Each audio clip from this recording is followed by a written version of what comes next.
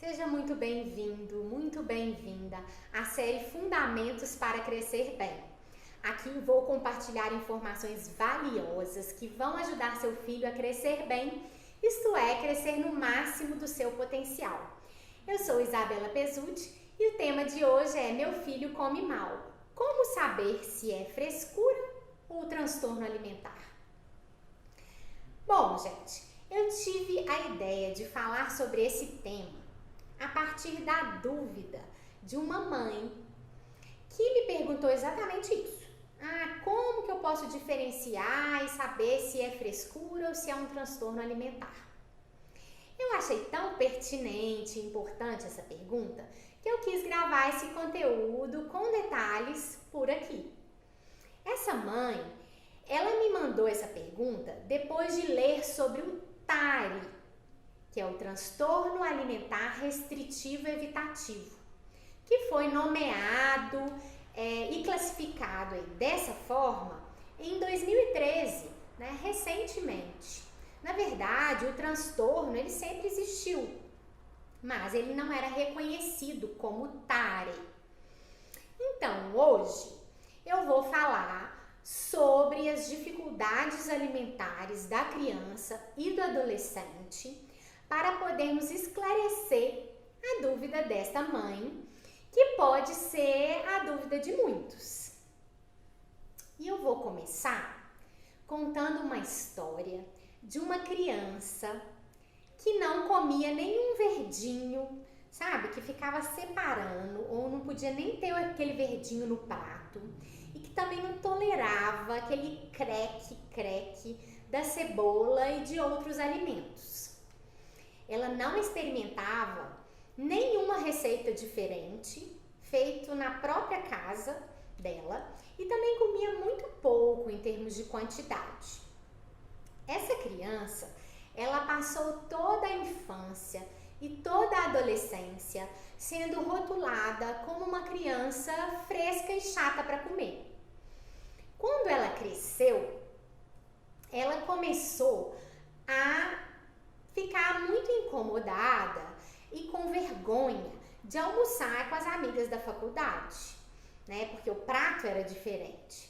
E começou aí com isso a colocar um verdinho, uma alface, um tomate, uma cenourinha ali no prato.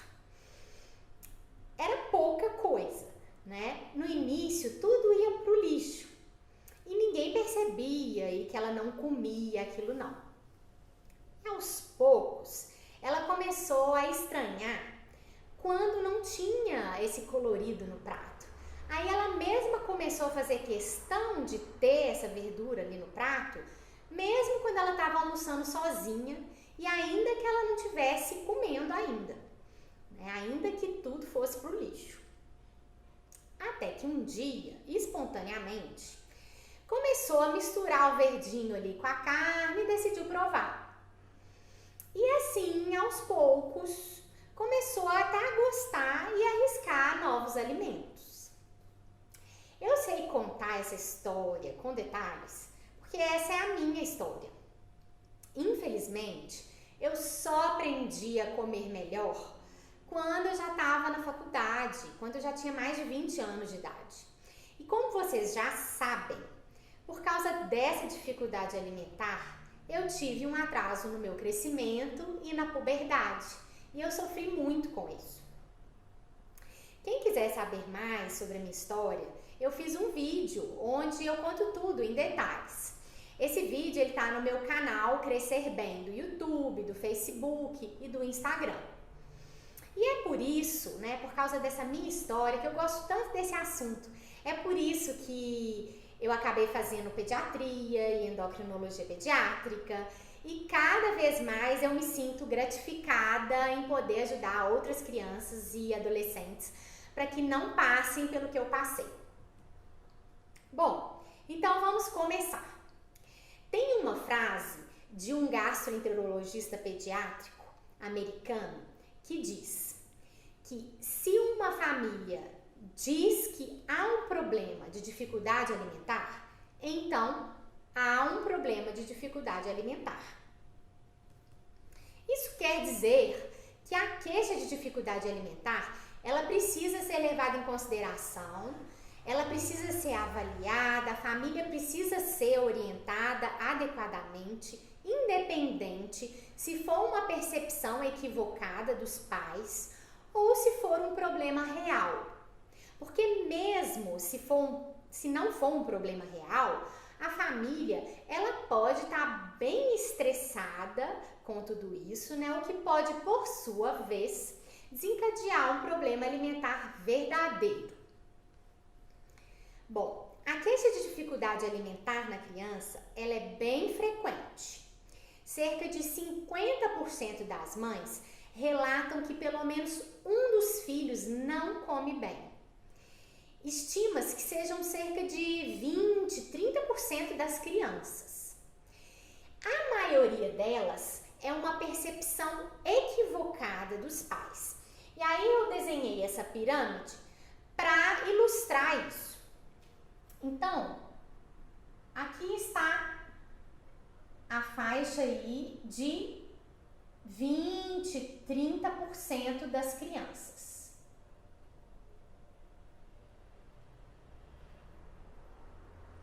Sendo que a maior parte é uma percepção equivocada dos pais.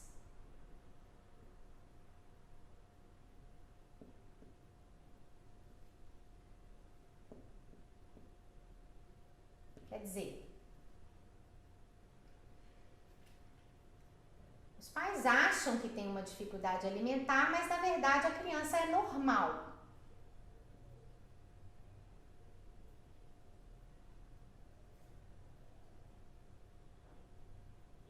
Essa parte aqui de baixo da pirâmide é quando não tem queixa de dificuldade alimentar. Sem queixa.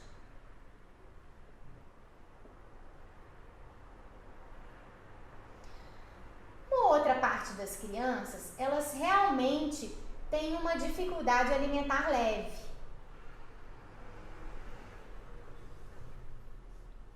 E uma minoria tem um transtorno alimentar. Então, isso aqui configura aí 1 a 5% dos casos de dificuldade. Tá, e é um espectro de gravidade. Varia, então, de um extremo ao outro, sem limites bem definidos entre eles. Então, é um pouco subjetivo. O que é uma dificuldade leve? O que é uma dificuldade moderada? Tá? É subjetivo isso. Bom, se casos aí em que os pais têm uma percepção equivocada em relação à nutrição, à alimentação da criança e dificuldades leves, esses casos em que não são bem cuidados, eles podem evoluir para um transtorno alimentar. Então, gente, é igual a obesidade, né? O ideal é prevenir, tá? Então, o ideal é você agir aqui, antes que vire um transtorno alimentar, que é uma dificuldade alimentar grave. Além disso, as crianças elas podem ser categorizadas em 3 tipos de acordo aí com seu comportamento alimentar. Então, tem um grupo de crianças com neofobia ou seletividade. Tem um grupo de crianças com pouco apetite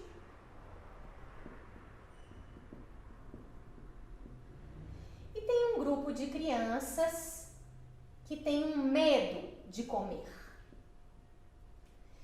Sendo que pode haver uma sobreposição, né? Algumas crianças são seletivas e comem pouco ao mesmo tempo, tá? E cada categoria, ela abrange desde casos normais, em que os pais têm essa percepção equivocada, até casos graves.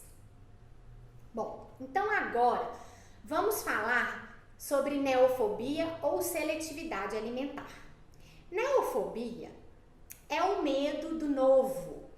Ele acontece com qualquer um, com qualquer onívoro, né? É uma espécie de proteção da sobrevivência das espécies, né? A gente não come o que a gente não conhece, tá? Essa neofobia, ela tende a melhorar com a exposição repetida àquele alimento, né? Quando você se familiariza com aquele alimento, quando você entende que aquilo é comida mesmo. A neofobia, ela está muito associada à seletividade alimentar, que é comer uma variedade limitada de alimentos. A neofobia ou a seletividade alimentar, ela é normal, ou seja, ela faz parte do desenvolvimento da criança pequena ali, a partir de 1 aninho, 1 ano e meio, com um pico aí aos 2 anos de idade, mas pode durar aí até os 5, 6 anos. É a fase em que a criança, ela quer mostrar para os pais, para os outros, né, que ela tem vontade própria, né, que ela é um ser individual. E essa fase, ela tende a ser transitória.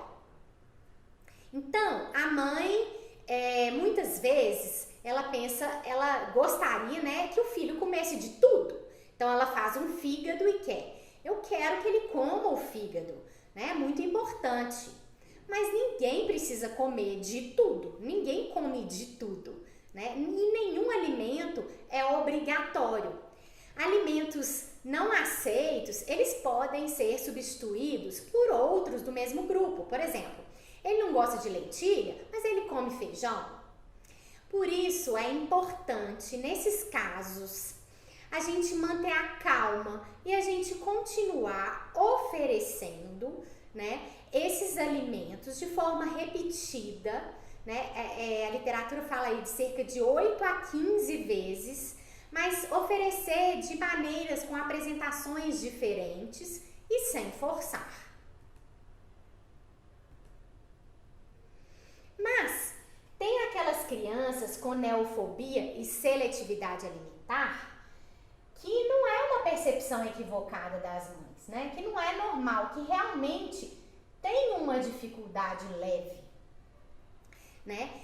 Ou seja, elas continuam seletivas depois de 5, 6 anos, né? Elas continuam aí a serem exigentes, serem comedores exigentes, né? Elas comem só determinados alimentos ou determinado grupo de alimento, elas não comem. E essas crianças, elas são rotuladas, são essas que são rotuladas como frescas para comer. Os estudos mostram que a maioria dessas crianças com essa dificuldade, com essa seletividade em leve, elas não chegam a ter deficiências nutricionais. Seria, por exemplo, aquela criança que é muito comum, que não gosta das verduras e dos legumes, mas que come uma variedade boa de frutas. As causas dessa seletividade leve, elas podem ser variadas, tá? Podem estar no próprio indivíduo, né? Elas podem ter uma sensibilidade aí aumentada a determinados alimentos e não tolerar, mas podem ser também decorrentes de fatores ambientais do ambiente ou de ambos. Já a seletividade grave, gente, por exemplo, né? Então, seletividade grave, que é uma criança, por exemplo, que só come 4 alimentos: arroz, nuggets, pão e leite com Toddy. Provavelmente essa criança, ela vai ter prejuízos nutricionais, né? Ela pode ter, por exemplo, uma hipersensibilidade oral, né? Isso precisa ser pensado nessas crianças. Quando, por exemplo, especialmente quando elas têm aversão aí a determinada textura, então toleram só o pastoso, né, o líquido, é preciso verificar também se elas têm outras hipersensibilidades, né? Por exemplo, tátil, auditiva, visual. E aí seria o caso aí de crianças com transtorno do processamento sensorial.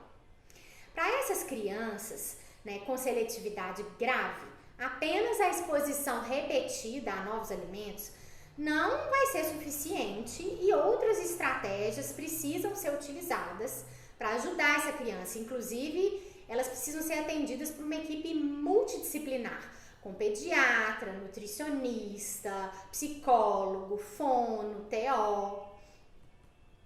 Bom, agora outro grupo de crianças é constituído por aquelas que teoricamente comem pouco.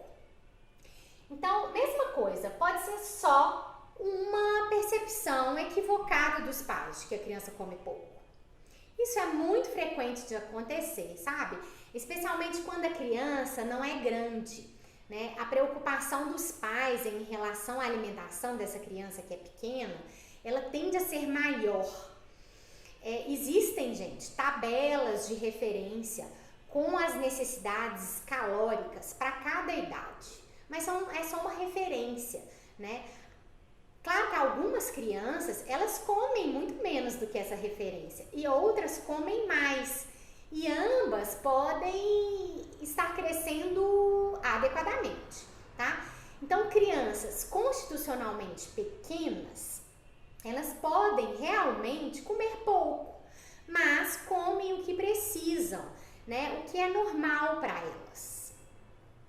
Outra coisa que também acontece, que pode trazer preocupação para a mãe, é que em determinadas idades a criança realmente come menos. Por exemplo, a partir depois no segundo ano de vida, né, depois que a criança completa 1 aninho, a necessidade de calorias já é bem menor, porque a velocidade do crescimento é menor.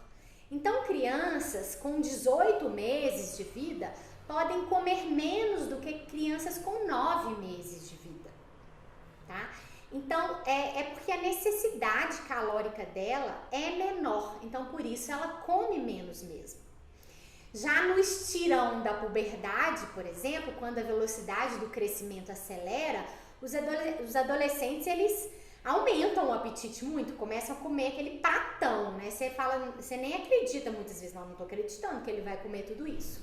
Por quê? Porque como ele está crescendo muito, ele precisa de muita caloria, então ele passa a comer muito mais do que ele comia antes, né? Então, a gente precisa confiar, porque a criança, ela já nasce com a regulação intrínseca de fome e saciedade, né? E a gente precisa confiar que ela come o que ela precisa. O apetite, ele também varia de um dia para outro, até na mesma pessoa. Ninguém come sempre, todo dia a mesma coisa, né? Situações como, por exemplo, a gente fica doente, a gente vai diminuir o apetite mesmo. A gente fala que o apetite é o primeiro a sumir e o último a voltar ao normal quando a criança está doentinha, né? E então isso é muito comum, né, nas crianças que pegam muitas infecções aí virais quando estão na escolinha e ficam sem comer quando estão doentinhas mesmo. É normal. É normal também a criança comer bem num dia e no outro dia não comer tão bem. É normal ela almoçar bem e no jantar já não comer bem, né? Então, a gente não pode avaliar uma refeição só. A gente precisa avaliar essa criança ao longo do tempo, porque essas variações, elas são muito comuns e elas são normais. Outra coisa que eu vejo muito é que os pais hoje têm muito medo dos filhos passarem fome, medo de ter fome. Então, muitas vezes, eles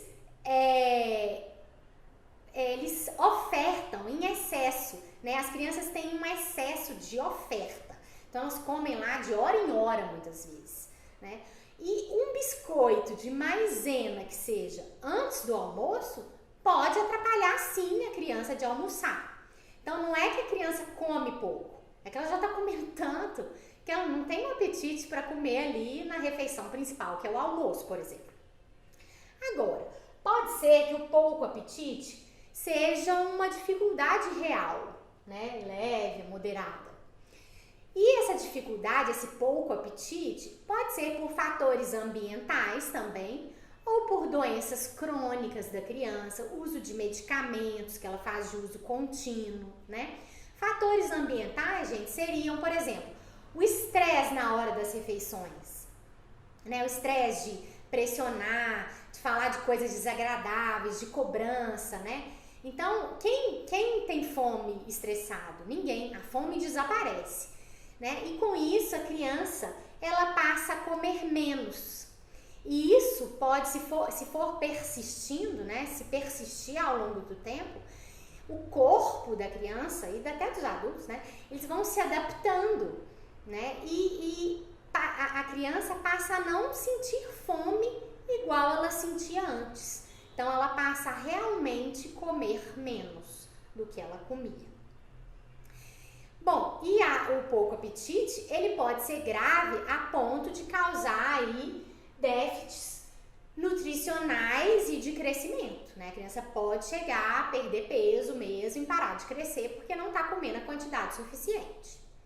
Outro grupo de crianças é um pouco menos frequente, né? É aquele grupo de crianças que tem medo de comer.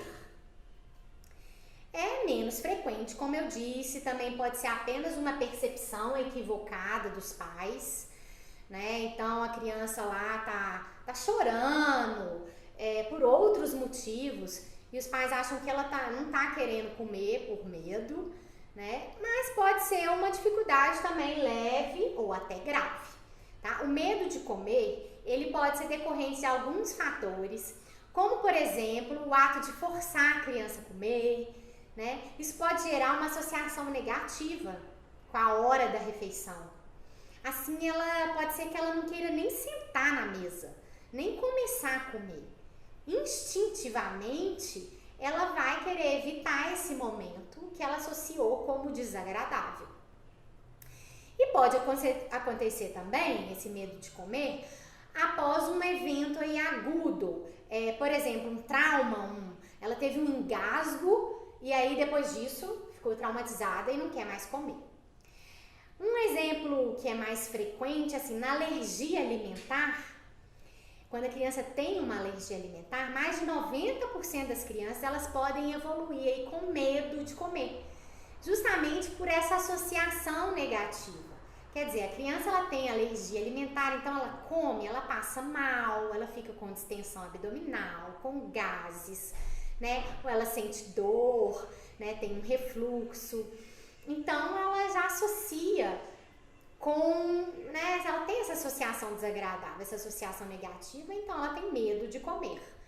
Outra situação também é uma hipersensibilidade oral. Então, a criança, ela tem essa hipersensibilidade, então ela sente muito desconforto quando ela vai comer. Então, ela também cria uma associação negativa e também vai ter medo de comer. Então, em situações como essa, uma estratégia boa, né, seria tentar mudar o ambiente da criança, mudar o local das refeições, até a cor do prato, dos utensílios e muitas vezes até quem alimenta a criança. Se for ele a causa do medo, do estresse, né, ele pode ter que sair de cena para essa situação melhorar. E quais seriam os sinais de uma dificuldade alimentar, né, que engloba aí todo esse espectro de gravidade? Existem sinais óbvios. Por exemplo, a criança que engasga, que tem uma dificuldade motora, né, para engolir, então que está aspirando, que sente dor, que está vomitando, ou aquela criança que parou de comer e está emagrecendo, que não está crescendo. Então, são sinais óbvios. Mas, gente, nem toda criança com dificuldade alimentar tem dificuldade para ganhar peso. Aliás, às vezes as crianças têm até excesso de peso. Os estudos mostram que cerca de 30% das crianças que estão acima do peso, das crianças obesas, elas são também seletivas. Por quê? Porque muita coisa que a gente faz com a criança lá, quando ela tem 2 aninhos, que ela tá seletiva, não tá querendo comer tudo, muita coisa do que a gente faz acaba levando à obesidade, que é o quê? Forçar, distrair a criança com telas para ela conseguir comer ou substituir por outros alimentos. Aliás, essa substituição ela é geralmente feita por alimentos aí ultraprocessados e hiperpalatáveis que são claramente assim muito mais facilmente aceitos pela criança.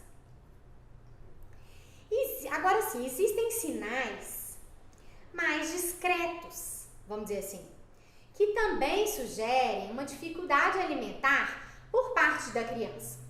Por exemplo, as refeições demoram muito, né? Mais de 30 minutos. Isso é muito comum. A mãe fica lá pelejando com a criança para comer por mais de 1 hora, 2 horas às vezes. Outra situação que tem que chamar atenção é uma recusa alimentar abrupta, né? Por algum gatilho, algum evento, mas que se prolonga. Um terceiro sinal seriam refeições que são estressantes, né? Outra seriam a criança que ela só consegue se alimentar quando ela é distraída. Outra situação que também chama atenção é aquela criança que ela não consegue comer sozinha, apesar de já ter idade para isso, né? Então, falta de autonomia para comer. Só come se der na boca. E um outro sinal que a gente precisa ficar atento, que pode ser uma dificuldade alimentar, é quando a criança tem dificuldade aí com texturas, né? Cor dos alimentos, e ela tem aquele gagging antecipatório, que é, né? Só de chegar perto o alimento dela, já mostra que ela tem essa hipersensibilidade alimentar. Bom, agora falando um pouco de uma dificuldade alimentar grave, o TARI, que eu falei no início, o TARI,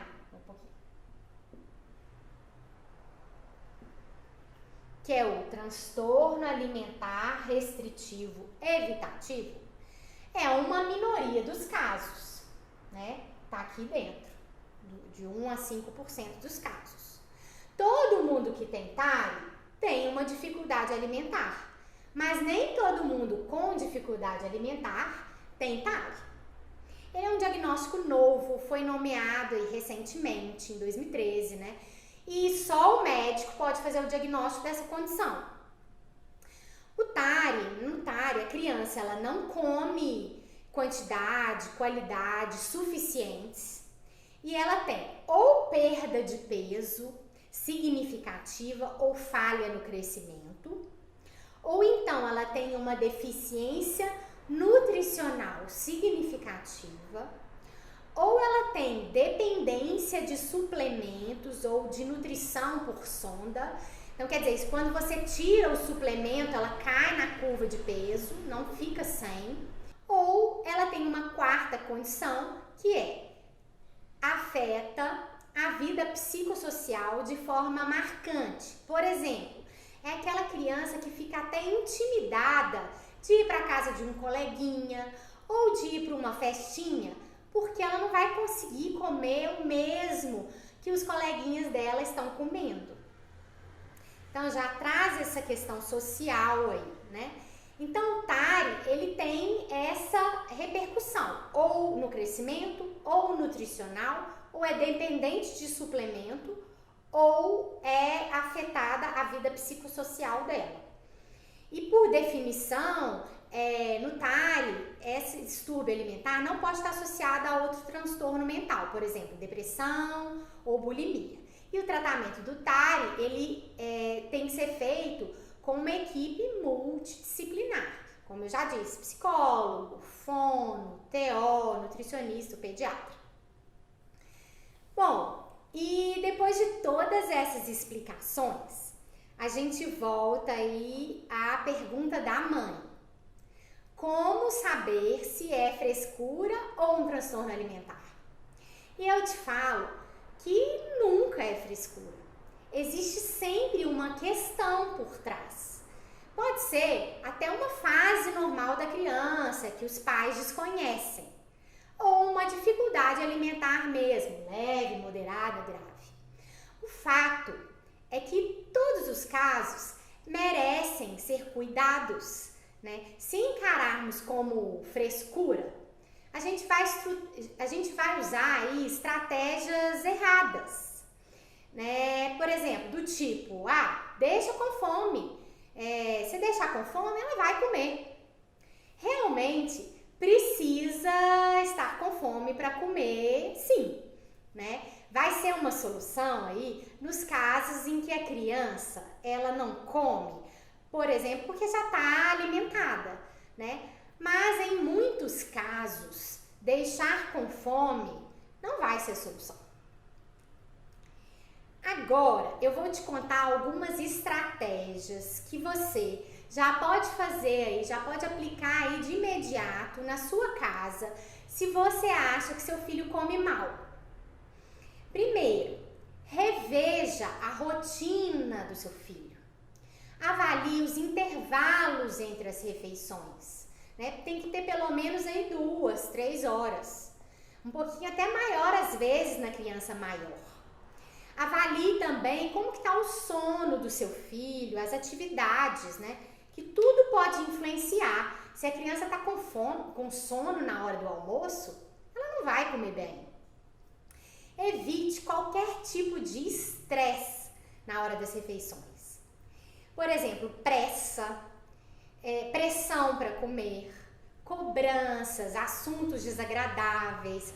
Se você não está conseguindo isso ainda, direcione essa tarefa de alimentar o seu filho para outra pessoa, que vai ser melhor. Outra coisa, terceiro, não force, substitua ou distraia a criança para comer. Forçar, gente, não é enfiar a goela abaixo, não. Forçar pode ser simplesmente assim, meu filho, come só mais uma colher. Se você não comer, minha mamãe vai ficar tão triste. Isso já é forçar, tá? Essas frases de estímulo, na verdade, com o intuito de que a criança coma mais do que ela precisa, é considerado pressão para comer. Outra coisa, não substitua, né, que eu já falei. Então, não substitua, ela não quer isso, tudo bem, não tá com fome agora, não pega outra coisa que ela gosta mais, com medo dela ficar com fome. E não distrair com telas. Por quê? Porque a criança ela vai comer muito mais com as telas, mas ela não vai nem ver o que ela está comendo. Isso não respeita a saciedade dela. Bom, quarto, não foque na criança e nem na comida ali na hora da refeição, mesmo que você esteja preocupada com isso, tá? Converse sobre outros assuntos, coisas agradáveis. 5. Sirva a mesma comida para todos, mas claro, sempre garantindo aí que tenha pelo menos um alimento que a criança goste. Outra coisa, estimule a autonomia dessa criança, né? Se ela tem idade já para isso, né? Na hora de servir a comida, por exemplo, deixa ela servir ou então ajude ela a servir, deixa ela decidir o que ela vai comer dentre o que foi oferecido e o quanto ela vai comer. Então não chegue com um pratinho já pronto para ela, com a quantidade que você acha que ela vai comer naquele dia. A gente não tem dia que põe um pouco menos de comida, outro dia põe um pouco mais? Não, então deixe ela servir. Outra coisa, não prolongue o tempo das refeições por mais de 30 minutos. A gente sabe que nesse tempo é mais que suficiente para ela comer. Se ela está demorando mais que isso, é porque ela não está com fome. Então, né, a gente não gaste energia, o tempo da criança é excessivo ali, esse desgaste ali, para ela comer mais. 30 minutos? Ok. O que não comeu? Agora é a próxima refeição. E por último, avalie a criança em todos os ambientes, né? Se ela come, por exemplo, na escola, mas não come em casa, o que pode estar acontecendo? A criança, gente, ela se adapta muito à responsividade, né, dos pais. Por exemplo, se em casa ela não quer comer, e aí você substitui por leite, por exemplo, aí em casa ela nunca vai comer aquela comida, porque ela prefere o leite. E por último, gente, mas também muito importante, é o autocuidado. Aquela velha história, sabe, do avião? Em caso de despressurização da cabine, máscaras de oxigênio cairão, então coloque a máscara em você primeiro e depois coloque na criança. Se você não tá bem, você não vai conseguir passar aí por essas situações, né, de dificuldade alimentar com tranquilidade, que essa situação demanda. E pense sempre que você faz o melhor que você pode. Não se culpe. Você não está sozinha também. Isso é muito importante de você sempre pensar isso. E procure ajuda, né? Procure se informar. A dificuldade alimentar, gente, ela não é frescura e ela tem solução. Bom, espero que esse conteúdo tenha te ajudado. Você pode curtir esse vídeo, deixar comentários aqui, dúvidas. E se você acha que esse conteúdo ele pode ser útil para outros pais, compartilhe, né? Me siga nas redes sociais e eu te vejo no próximo vídeo.